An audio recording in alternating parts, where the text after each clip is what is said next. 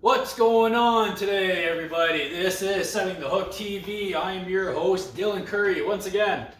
Today, we've talked about rods, reels, different kinds of setups, stuff like that. Now we gotta touch on what line to use. This is very basic for me. As you guys can tell, I'm not sponsored by anybody, so I don't do any expensive crap.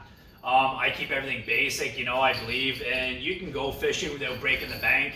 You want to use the stuff that the pros use out there, and they're, advertising it away. A lot of it's good, like Suffix Ice Braid.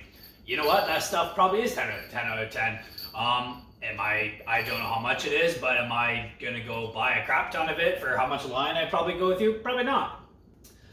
So this is what kind of line I'm going to use, and I'm going to show you guys. So on my thermal tip-ups for the braid, honestly, I just run 50-pound Power Pro. Like, very, very cheap braid. You use spider wire.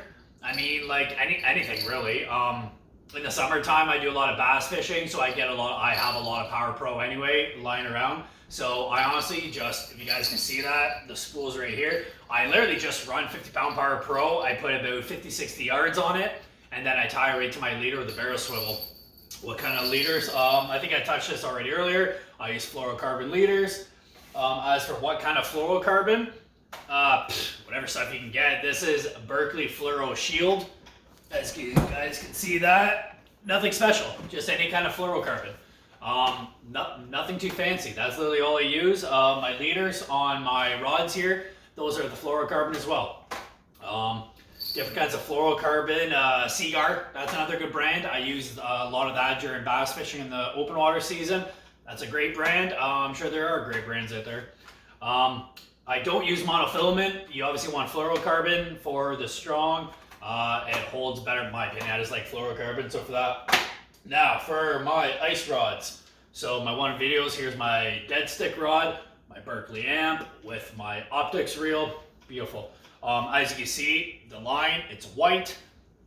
I can tell you right now, the kind of braid that I use, like this stuff is so cheap. I got this at Bass Pro, Cabela's. Literally, the Cabela's ice cord. I think this is this is a 50-yard spool, 10-pound test. Pretty sure this is $7.99. That's all I use. Like nothing fancy. $7.99 there for that Cabela's ice rip cord.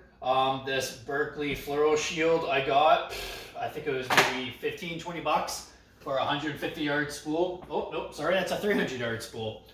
So 10 bucks, 20 to 30 bucks.